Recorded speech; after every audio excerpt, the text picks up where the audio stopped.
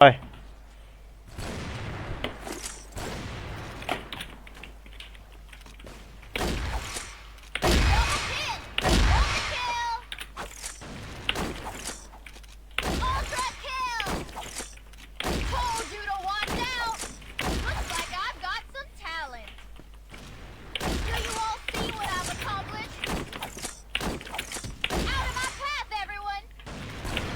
vãi lìn núp.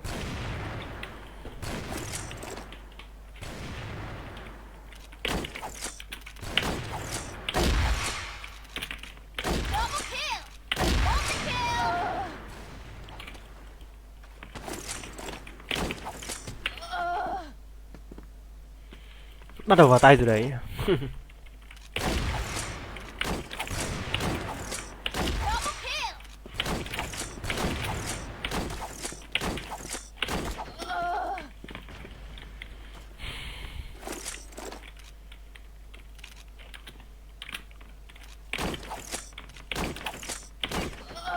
Sao đèn thế nhở?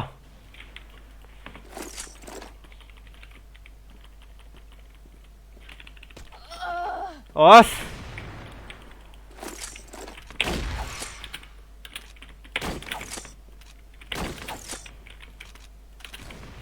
mẹ.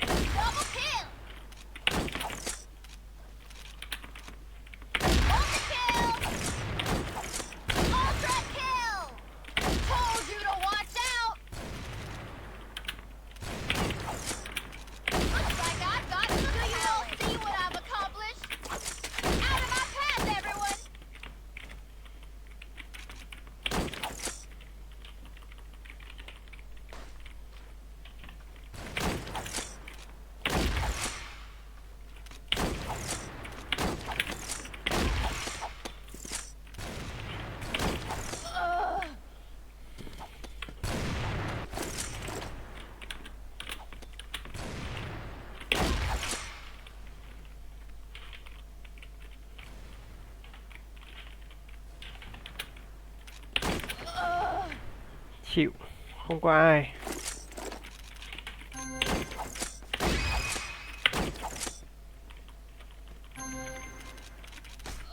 Ôi giời. Chả thời anh ơi à. Thời gì đấy?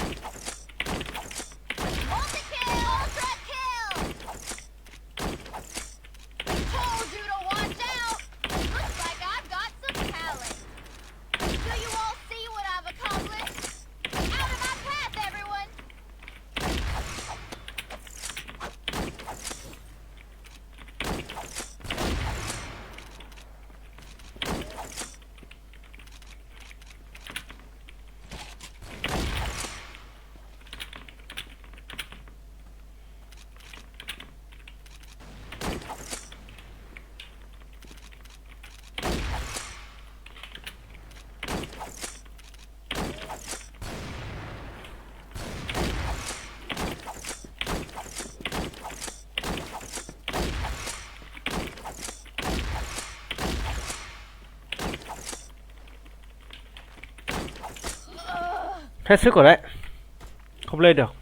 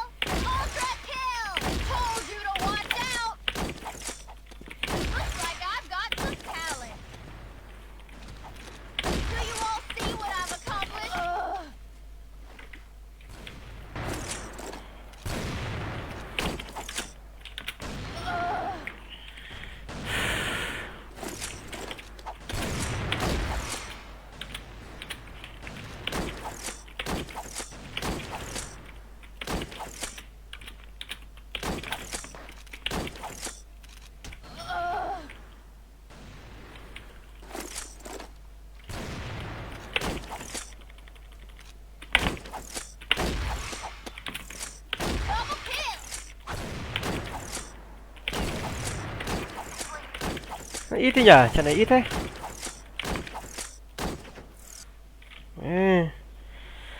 Bắn lói mắt. Định mệnh bắn tại sao mà cứ được có 110 mấy. Toàn gặp nó hồi sinh thôi. Thôi để nợ kèo này. Nợ.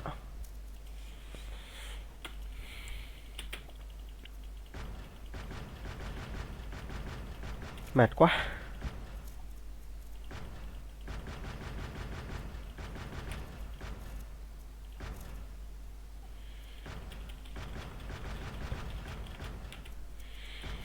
Làm cái mỏ dầu xem nào.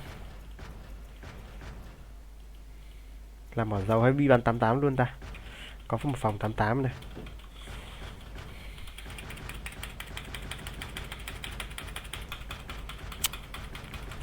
Lâu lắm mà chưa biết thay đạn là gì luôn, trừ khi bắn C4.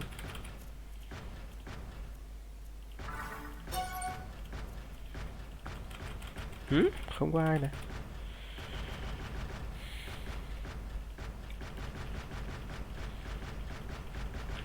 Đây, được.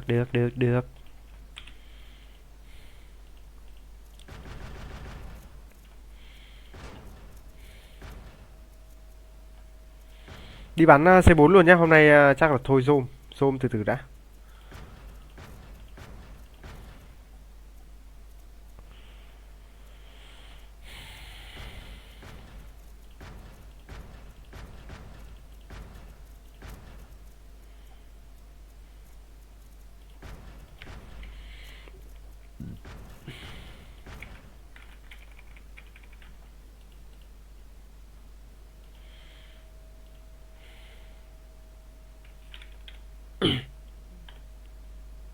Bảo ông Cran ông vào đi luôn đi.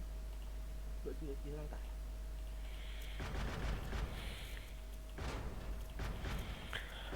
Volcano. Để đi ăn hành một tí nào. Quá sức rồi, bắn 135 là quá sức rồi.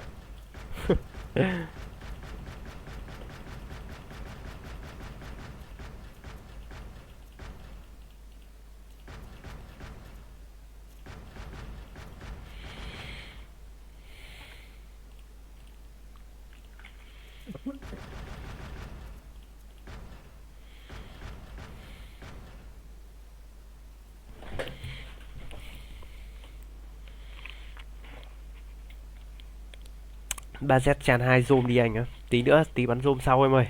Hôm nay đi C4 trước.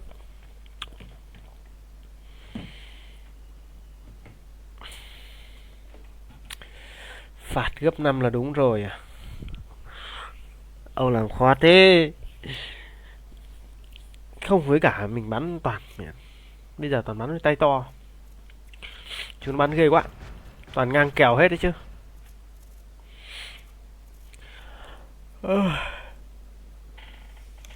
Kìa tí chứ lấy cái sạc điện thoại phát.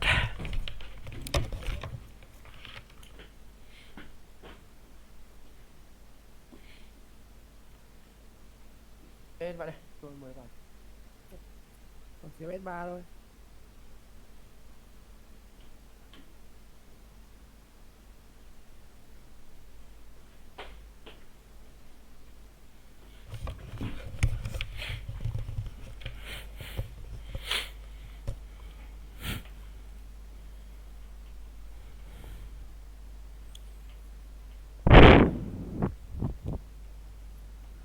Lâu thế. Ngủ gì giờ này em ơi.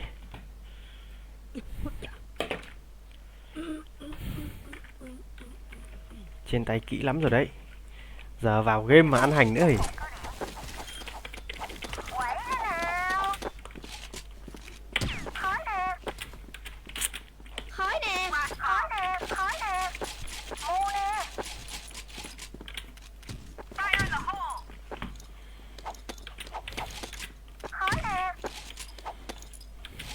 Visa 2 à? Visa còn 1.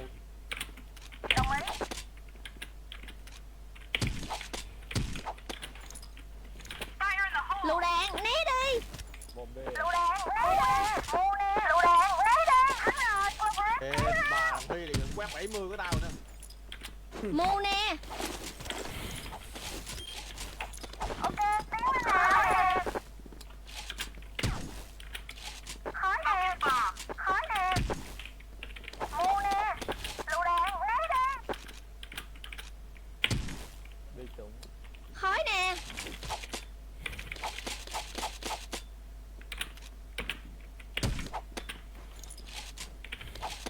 Lựu đạn, lấy đi. Vừa có này. Dính nước kìa. Địt mẹ nó kìa.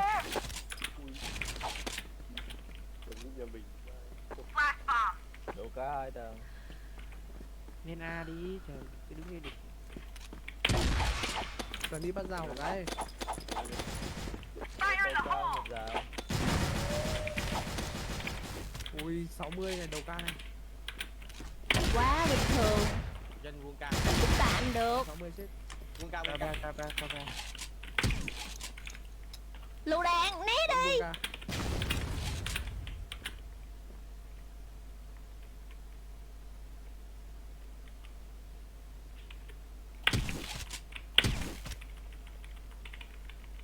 Đầu ca nhà mình. Hai bằng hai như đây. Ra qua. Rào.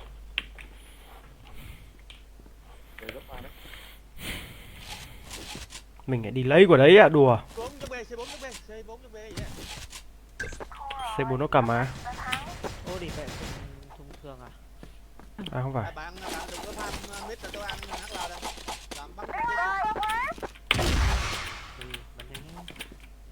Khói nè. Khói nè. Khói nè.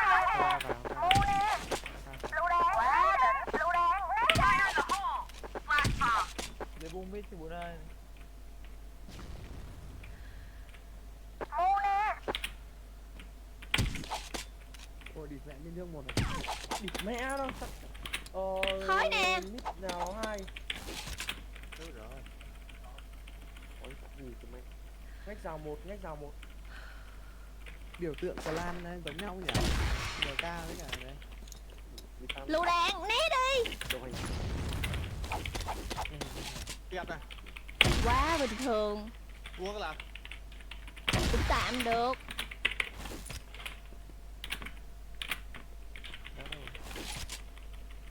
Chết rồi à?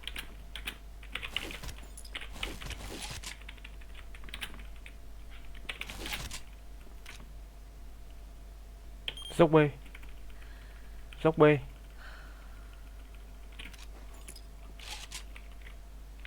Ăn sao mọc cái gì? Có mít gần này thì phải. Có mít nhà mình này, ngay cửa mít này. Con mít này. Nhìn thấy rồi.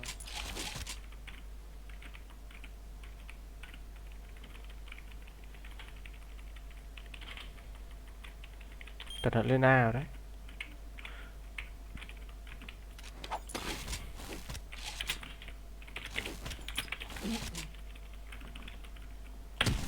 Đầu ca. Mu nè. Nhảy gầm gặp lục ra, gặp luôn trước mặt. Thắng rồi, tôi bớt kéo hao.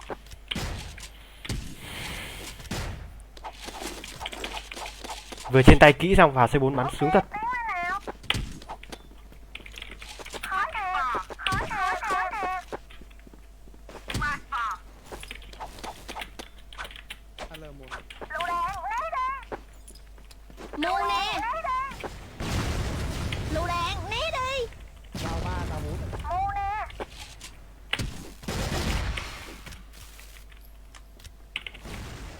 Khói nè. Lựu đạn, lấy đi. Wow.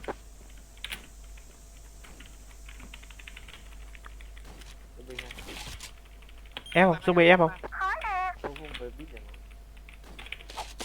Đúng không? Hai thằng này Một rào.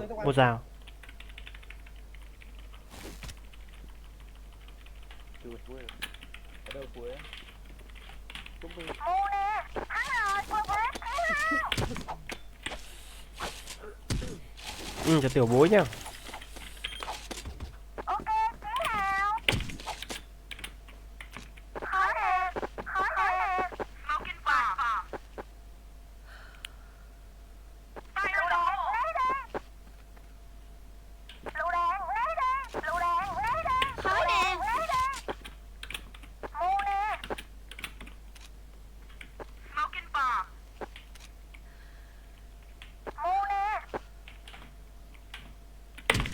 ấy.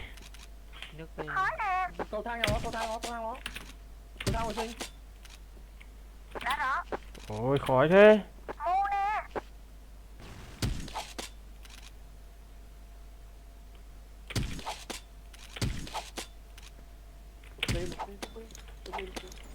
Hồi sinh thì nó bẩn. Fire in the hole.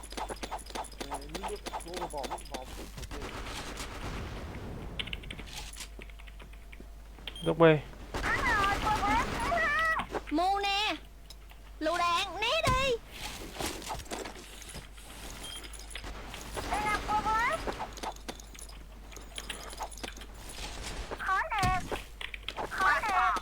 Khói nè. Khói nè. Lựu đạn, né đi. Mở tay quá. Lựu đạn, né đi.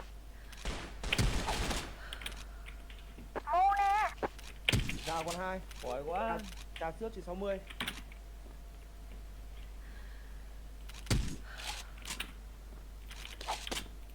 Gào còn 3 thằng, 4 thằng gào. Bắn ca đi để giáo ấy. Gào lên 4. Mu nè. Ôi trừ 2. Tuyệt vời. Lựu đạn, né đi.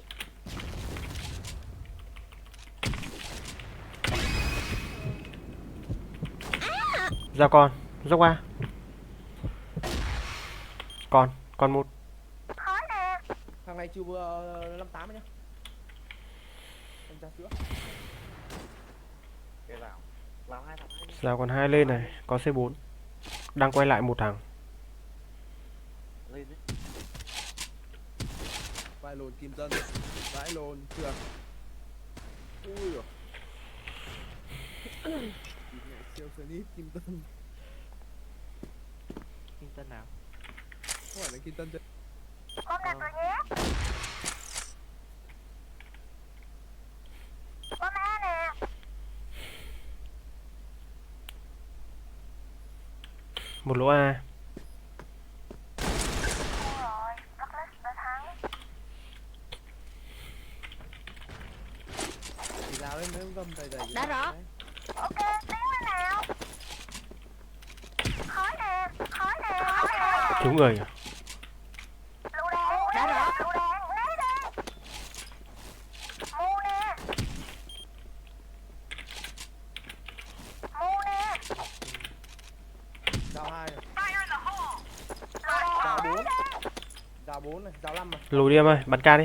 Mu nè. Khói nè. Với ca mà bắn để giáo. Ui, vẽ tí chơi, coi cả lồn. Ui ôi. Giáo lên. Giáo lên 3, 4 thằng. Còn 3 thằng nữa. Đi nước một. Rồi A đủ. Khu A. Kìa. Dốc A kìa. Bomb has been planted. Bomb on site. Ý chết nhé. Xe còn. Một xe. Xe một xe. Bỏ luôn ngay, bỏ đỡ bắt hai thằng nhà. Mission failed. Blacklist 7 win. máu đéo chết. Bắn ác nhờ. Đây là progress. Khói nè. Nào lấy chỗ để đi. Khói nè. Khói nè. Khói nè. Fire in the hole. Mu nè. Misa.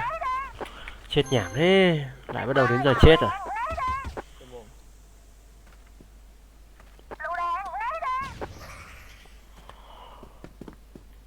Tôi lên cao thảo ấy. Lên xa. Ông kít là cho lên cao thảo ấy. Ui, Mu nè. Còn. Thắng rồi, progress cứu ha.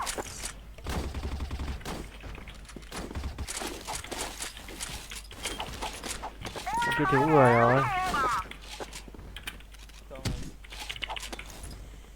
Khói nè. Fire in the hole. Khói nè. Cả nước hay cả tí? Lựu đạn, né đi. Từ ca từ 50 này.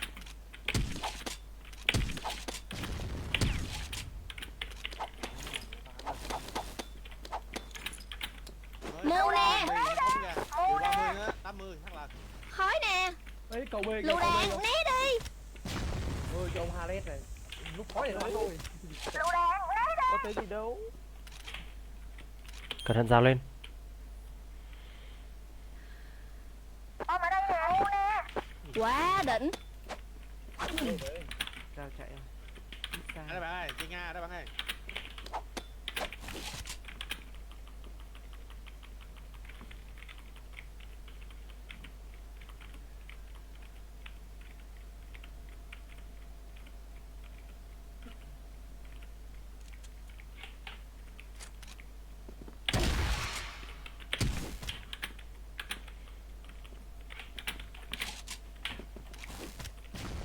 À rồi. Quá bình thường. Bạn nó không chạy qua khói.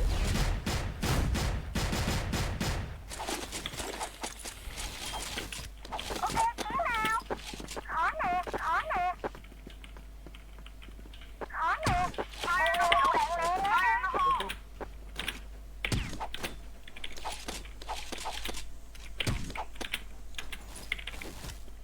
Flash bomb. Flash bomb. Khoa, lựu đạn né đi. Đi clear. Lựu đạn né đi. Nó đù cái chạy gào kìa. Xong cái gào. Chém nó. Đi chạy cho nín ngon. Chạy nhanh đấy. Lựu đạn nè, né đi. Mù nè. Khói nè. Bắn 86 máu rồi chạy chứ, đủ má nó. Khói nè.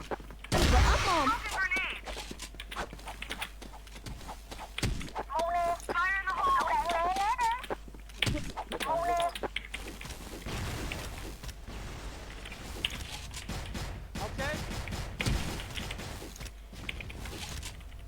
Trong chơi ba con chơi. Trong rào á. Khói nè. Dốc A. Gào lia, dốc A thôi. Mít này. Gần rồi. Khói nè. Mít chạy. Flash bomb.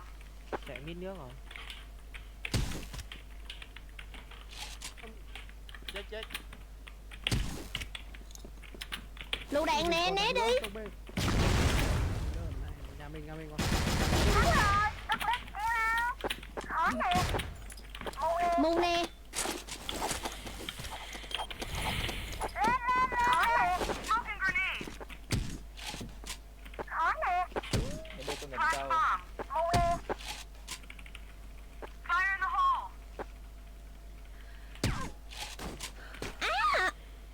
Đủ má. Hồi sinh. Lựu đạn nè, né. Hello Sam nhá. Hắc là chưa 70. Trên hắc là Lựu đạn nè, né đi. Sam đang làm gì đấy Sam? vuông an toàn. Ấy à? Đi phải. Đi phải. Mù nè. Smoking grenade. Nhặt bom kìa. Ui, con mẹ ơi. Thùng 3 xe này. Đây clear này. Ông Lâm kia này. Vào đi chưa mà chả bảo. Cái cà phí mình chịu rồi. Mẹ ơi. Overrix đã thắng.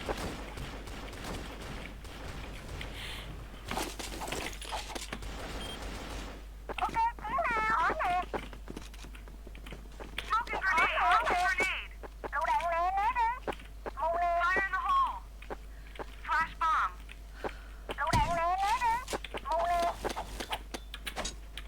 Lựu đạn nè, né đi. Fire in the hole. Ôi. Từ ba. Mù nè.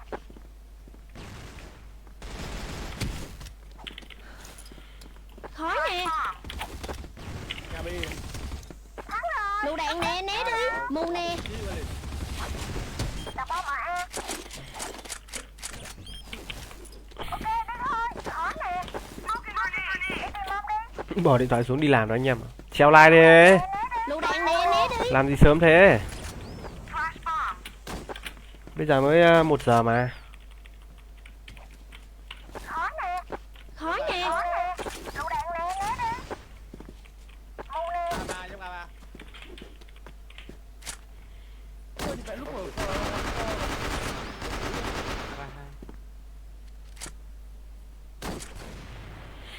với một.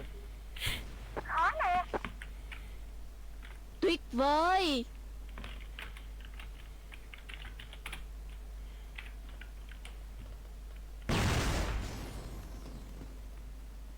Anh Nguyen anh soi cái view của thằng Kít, nếu mà nó lên gần tới đây thì bảo em nhé.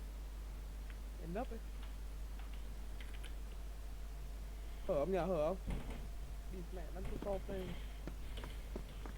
Ủa đi mẹ.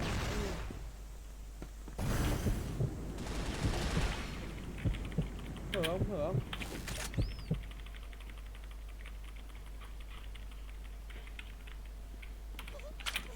Để đừng bắn nhé.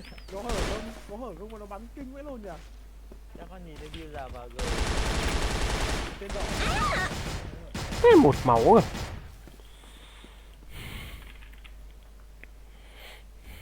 Cho Hùng nhá. Không đi danh. Thôi tắt la đi ngủ cho béo à. Thế ngủ đi. Lúc nào vào live này cũng bảo ngủ thôi. Một mồm. Mi mông béo mồm.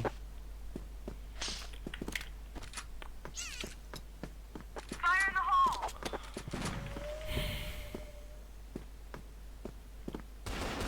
Mission failed. Rồi. Global risk win. Thì sẽ ngồi chỗ ra nó nhìn được tên đỏ thì hỏng rồi. Ok, cứu nào. Khó nè. Launching grenade. Lựu đạn nè, né nè.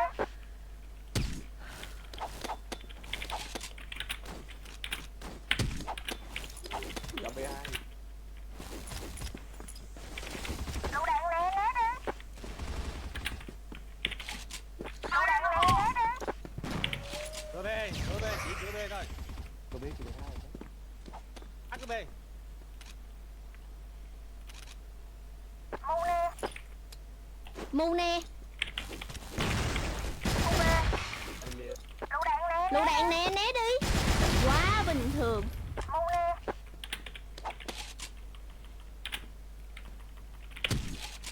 Cũng tạm được.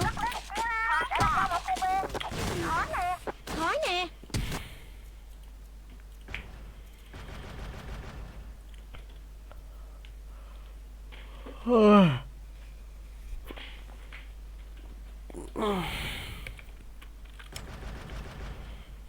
Cộng đi giờ. Thì mình thiếu người hay sao ấy. Thiếu một rồi. Đi vậy mà mình ra game lâu cái lồn đen thui này. 2, 4, 6, 7 người. Mà bảo cái thằng Kít thì bảo về đi. Tôi dùng chuột full lens thôi. Không cái vá đi vá lại. Full lens L102. Và kim này. Còn chuột quán nét đấy mà. Ai à, hôm nay thì bạn bè on đông phết nhỉ, cuối tuần nó khác đông phết này.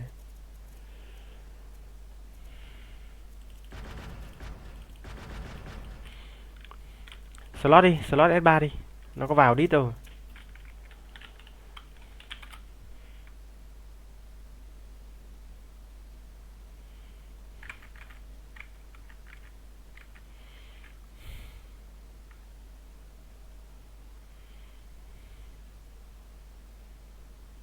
Mai nếu vào được game, mai nếu ra màn hình game này.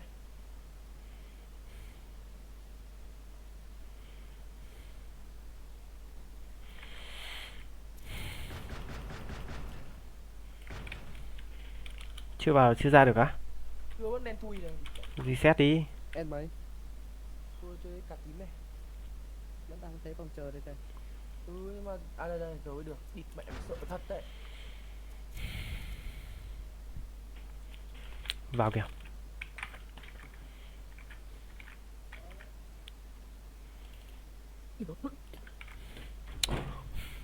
Làm mầm non của đất nước đi nhá. Mai sau còn làm thủ tướng. Nhiệm vụ phục thủ cứ điểm. Ông pha bên này khỏi bị án hành luôn. Quẩy thế nào. Lát thế nhở? Lát thế? Bên anh 2000 tí trả đáp.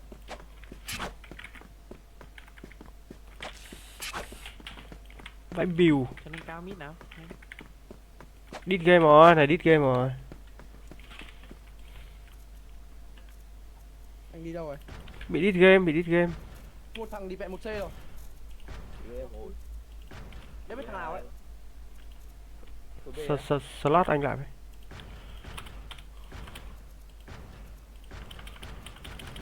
Cô về hai là thằng nha.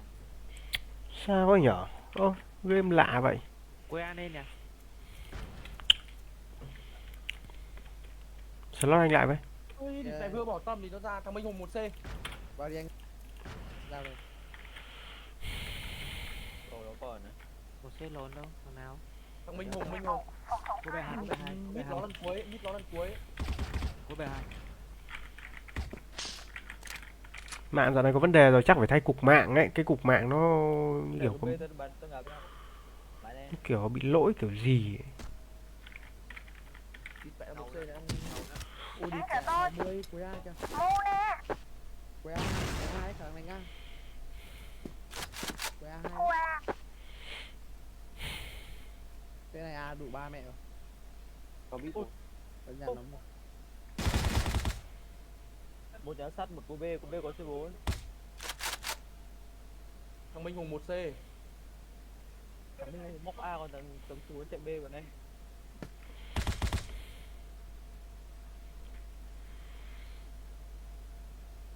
Bom đặt rồi nhé. Thua rồi. Double đã thắng.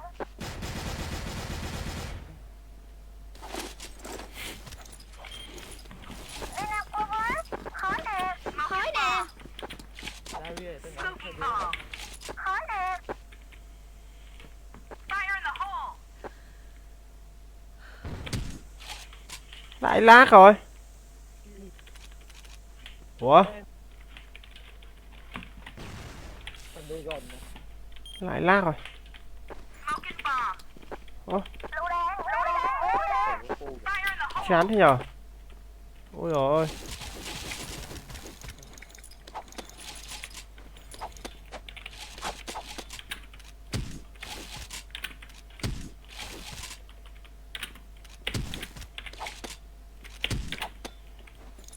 Từ HB đi vào trong nhanh. Mu đi, nè. không ở chân đâu. Ra trái thì ra trái thì A lên này. Cao A1. Đang lên cao A1. Lựu đạn. Lấy đi. À đâu, à đâu, à đâu. Qua. Lát lại. Không biết đã hết lag chưa nhở? Qua. Cao A có rồi, cao A có rồi. Hết rồi, hết rồi, hết rồi. Cao hết rồi.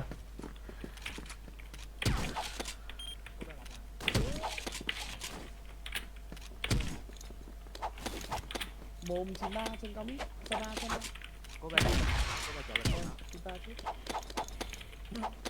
Cô B trừ 52. Nhà sách, Lựu nhà đạn, sách, né nhà đi. sách, nhà sách. Nhà Đã sách. đó. Trừ 34, trừ 34. Mít nó trừ 34. Một mồm thôi, mồm thôi. Đi luôn. Cô về bên phía cô Thua về. rồi. Double đã thắng. Sao ông không đi thẳng? Ông Tôi lại tưởng bắn nhà sắt. Vừa đi vừa mu. Chê mà bán. Đi thẳng này bắn nó này là xong mà lại cứ Ôi đi khói nè. không đi đâu đâu. Khói nè. Smoking bomb. Quên này chứ kìa. Có cái này nào mà nằm ngủ mà mắt dậy không có tiền á? Khói nè. À đâu, à đâu. Lựu đạn. Lấy đi. Ngu nè. A lùi, a lùi. Cái đấy thì chú cũng chưa biết. Nếu mà biết rồi thì chú cũng không like đâu. Lựu đạn. Lấy đi. Lựu đạn. Lấy đi. Fire in the hole. Đây là mạng VNPT mà. Smoking bomb. Cứ mưa là lại bị mà. Cô về hai. Chả hiểu. Chắc là hết rồi. Chắc là hết bị rồi. Không bị nữa. Khói nè. Một snap một tăng. Phô không? Có một. Câu đó, câu đó, câu đó. Snap phô bên góc phải á. Fire in the hole. Thua rồi.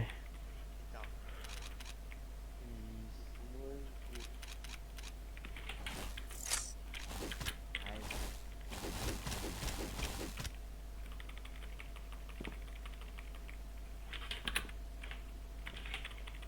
Cô về vô nha.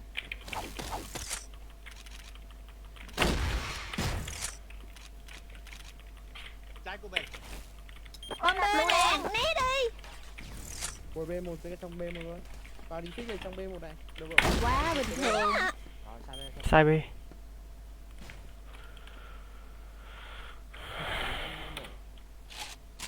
Mát thì ra. Vẫn đặt. Hay. Snap quả tốt thế nhở? Khét mù. Có bom rồi.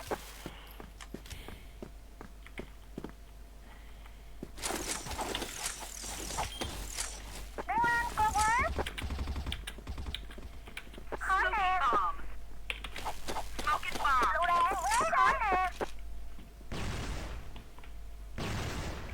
Ừ. Lựu đạn lấy đi. Thôi chừng gì nhỉ? Khói Lên cao nè. mít vào đây, cho lên cao mít. Lựu đạn lấy đi.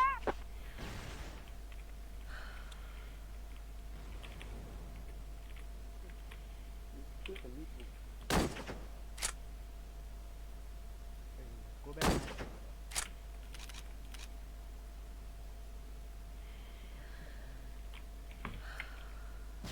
Đã nhận.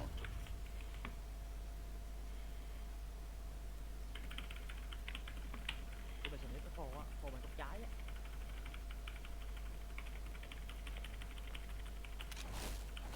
Đưa còn một thì Lựu đạn né đi. Nhìn mít ra để bắn B. Một A về nhìn mít rồi đấy. mình biết những cái Đang nhìn. Của A có một mình rồi.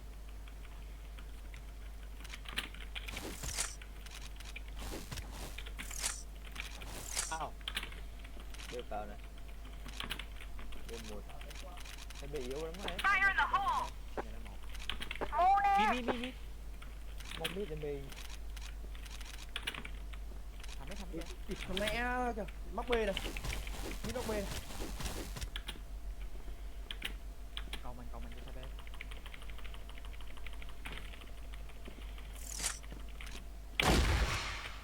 Có tù.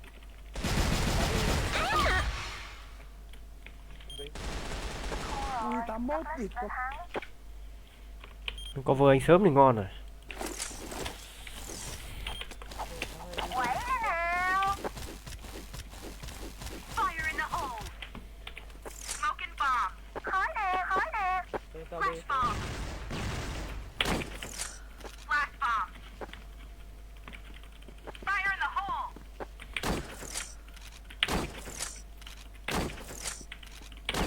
Của B còn một.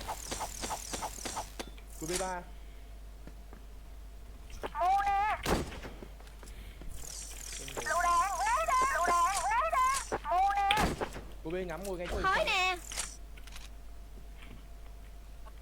Lựu đạn lấy đi. Đấy. Tôi có mít chưa? Smoking bomb.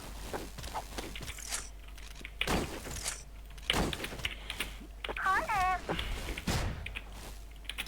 Lựu đạn né đi. Smoking bomb. Chạy của bên. Mù nè. Khỏi đỏ.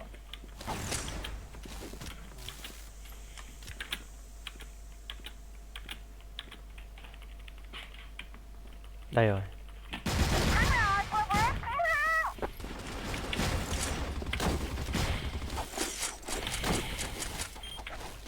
Ok, tiến lên nào. Khói nè. Quá đỉnh. Lựu đạn lấy đi. Ngu nè. Khói nè. Lựu đạn lấy đi. Smoking bomb. Không thấy đánh ai ván nào nhỉ? Flash bomb. Flash bomb. Fire in the hole. Fire in the hole. Khói nè.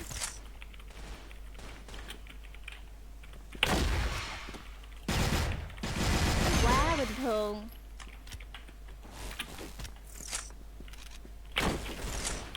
Hầm mít một. Smoking bomb. Chỉ hầm mít. Thắng rồi, cô lựu đạn lấy đi. Lựu đạn né đi. Mù nè. Ok, tiến lên nào. Khói nè. Khói nè, khói nè. Lựu đạn lấy đi. Lựu đạn lấy đi. Cứ nằm đấy mà mơ đi cháu. Fire in the hole. Flash bomb. Fire in the hole. Ngu nè. Lựu đạn lấy đi. Ca đồng. Có mít chết. Smoking bomb. Về luôn nha.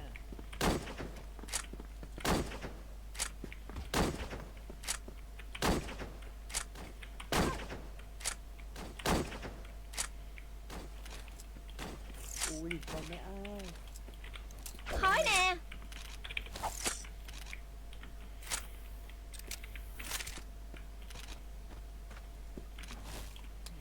Mù nè. VB2. Lựu đạn, né đi.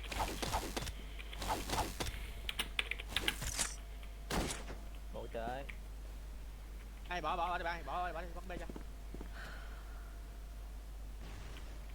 Lên lên.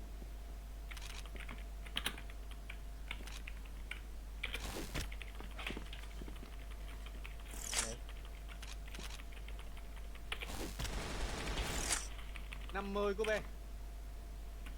Trái phải. Chạy cầu. Đèn ấy. Chạy câu thật này. Anh lên cái thật.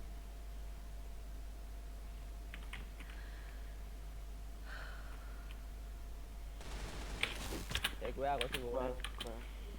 Lên chưa? Tao bắn cho đồng đội. 2 tầng, mất đây, ăn hết. Ui anh ơi, gì chưa bắn tách giấy. 50. Đừng hạt bề đấy lục ra. Đi chân cao mít. Không, thùng gỗ cuối A cơ, sẽ có biết đâu. Đi chạy đâu rồi? Tạt nhanh ấy, đi vẽ. Đừng hạt bề ơi, đừng hạt bề. Mê rồi, chẳng Đi mê vẽ rồi. đi. Sở nít đi vẽ mù mắt. Nhà anh Mỹ cũng mù mắt quả đấy thì lọc luôn. Đang rung. Sẽ bóng kèo không? Bom bê nè. Đúng rồi. Rồi nó phải chết rồi. Bạn sớm mới muộn rồi. Lỗi quá. Lên có bắn lên rồi à. Lên nó sàn cho mình dễ có canh đó. Quẩy thế nào? Khói nè. Lấy đi. Mua nè. Có đỏ của B.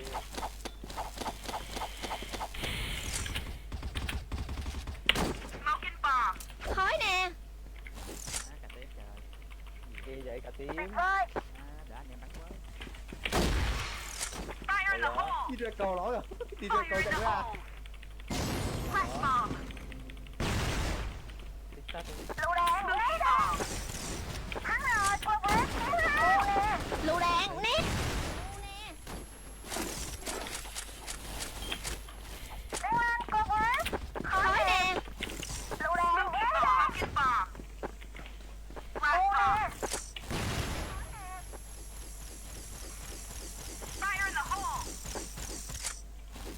Lựu đạn lấy Chạy đi. qua có khói cho lên cabin cái.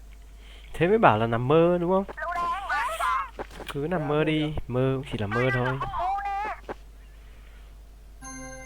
Kéo mua. Của B là Cao mít xuống chưa? 73 bạn ạ đi còn. Chạy đâu? Lên A. Sơn A. Rồi chết rồi. Cuối A có một slip. Mua nè. Còn hỗ trợ 15 kìa thì sẽ còn nhiều hơn cả mạng. Bắn đồn. Bắn nguyên mồm luôn đi. Thắng rồi, progress. Lựu đạn, né đi. Mù nè.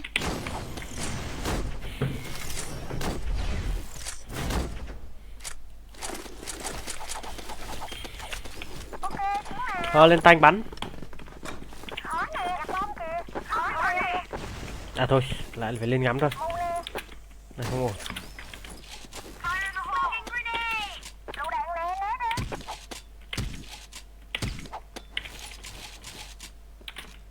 qua đẩy ra. Đi con mẹ tôi là B không? Flash bomb. Phải bắn ra mình. Fire in the hole. Khói nè.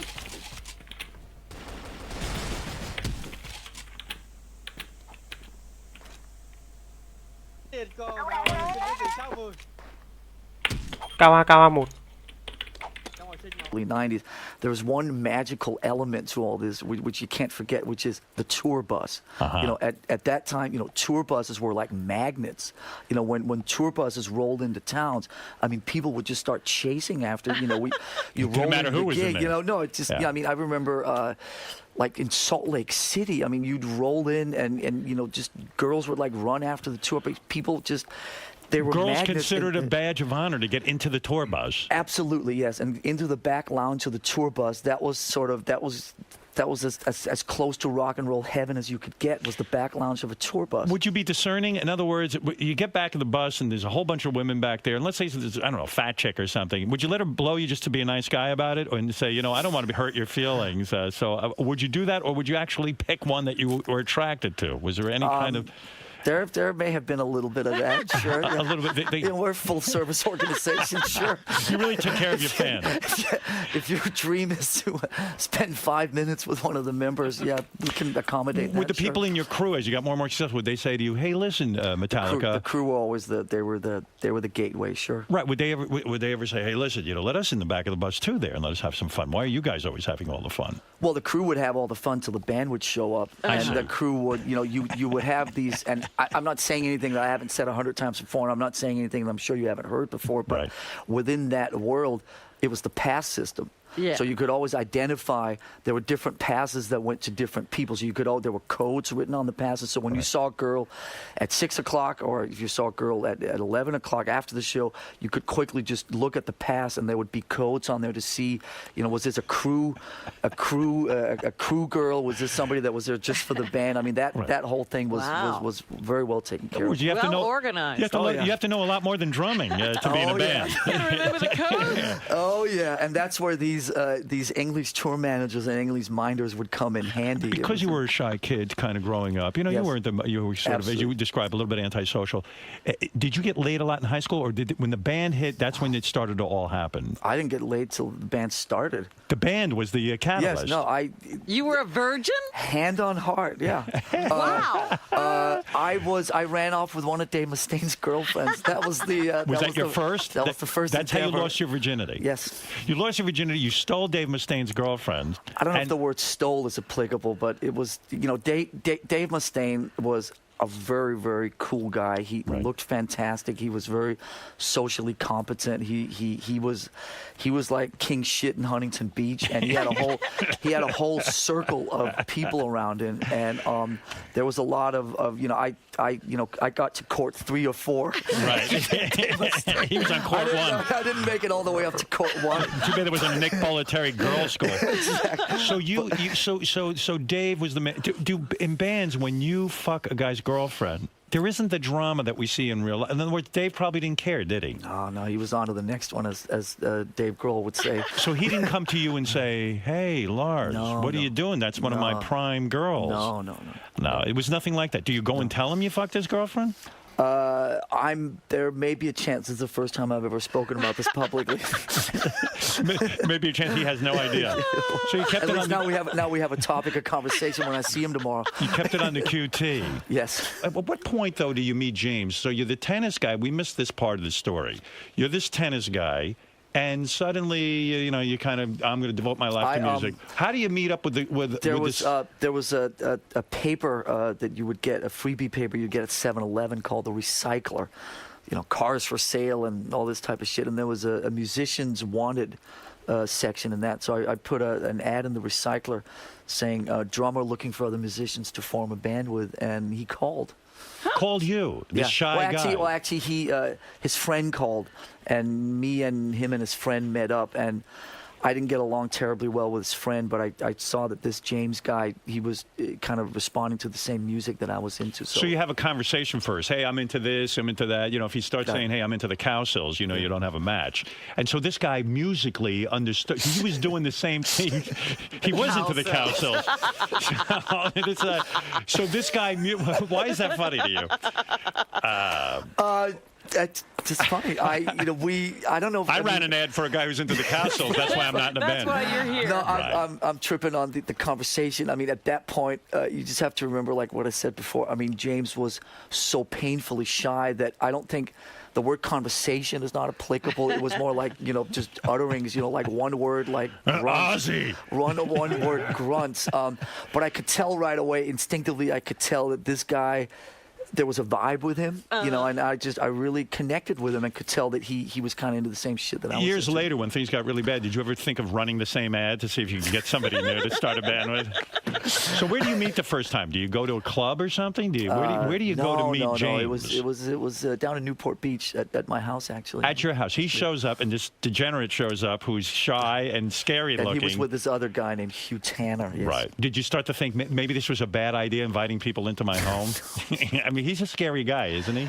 I was 16, full of spunk, was green and ready to go. I didn't think like that. You got to understand. And you're living with your parents, right? Yeah. And you're inviting strangers into the house through an ad. Dude, I came from a year earlier. I was traveling around on public transportation systems in Denmark, going to like Deep Purple and Status Quo concerts by myself. Inviting somebody into my house didn't really seem like a Did your dad ever say, deal. "Hey, listen, I don't know who that guy's name is," referring to James, and say, "Listen, that's a scary motherfucker. Looks like some sort of biker. I mean, what are you inviting him into my home for? Let's go smoke some weed and talk about this, son." He said more like, "Why don't you invite him to come sit down and have dinner with us, and we'll pat him on the back a little bit and make him feel better." Yeah, dude, a homeless mutt. So in fact, James and you have this meeting. When does he sit down with a guitar and you get on a drum kit and you start to see if this guy's even any good? And he checks you out. When does that happen? That happened, I think, the same day. Yeah, we started playing right away. And, you know, I had a really shitty drum kit at the time that the story that he keeps telling is every time I hit a cymbal, the cymbal stand would fall over. So, not a good impression. Yeah. So, you know, but he was... You could tell he was gifted, and my drums were just fucking a complete mess, and we walked away from that meeting not feeling particularly a lot of love from each other. But really, no handshake, like, "Hey, this is it" moment. Let's get together again? I went back to Europe for 6 months and did a whole bunch of stuff. When I came back to America, I called James up again 6 months later. I said, let's try again. Let's form a band, and he came over and we formed a band, and that was in October of '81. Interesting. Years ago. It's like the relationship hasn't changed in all these years. It was pretty much the same as like, I don't know what's going on. So there was never, even as years went by, there was never a great conversation. I was talking about this about Fred. I've known Fred 30 years. I think I've said 5 words to him.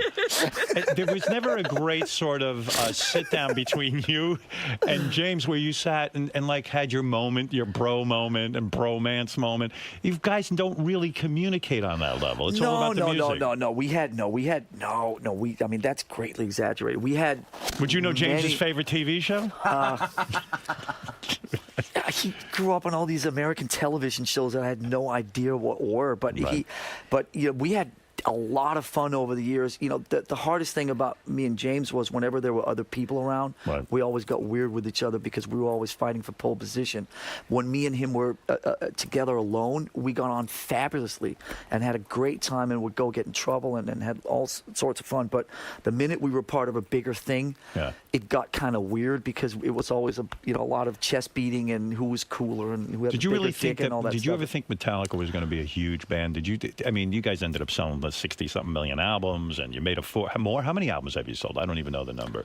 100 million? 100 million? North of 100, yeah. North of 100 million. I mean, did you ever... Because you guys, when you started, it was like fringe kind of music. I mean, it wasn't mainstream music.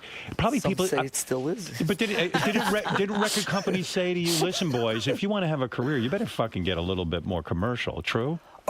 No, because we came up through the independent. You know, there was a wonderful guy out in New Jersey called Johnny Zazula who ran an independent label out there called Megaforce Records, and he was the one that gave us a record deal. So we were never part of that whole machinery type of thing.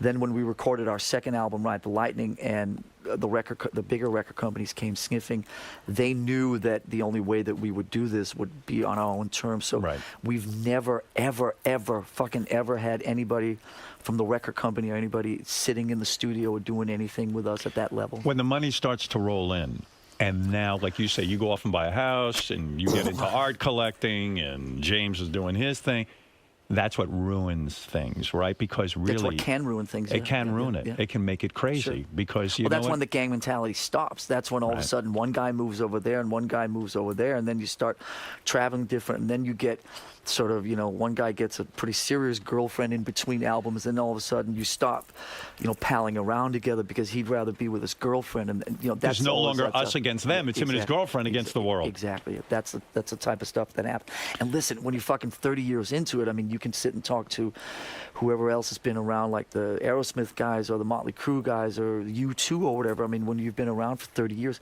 obviously you're going to have your ups and downs.